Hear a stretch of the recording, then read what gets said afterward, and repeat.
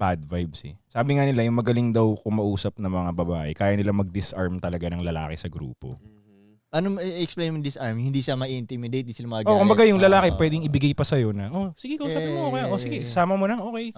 Hindi, actually, totoo yan. Yung mga hindi marunong kumausap ng babae, sila yung napapaaway dahil yung approach nila.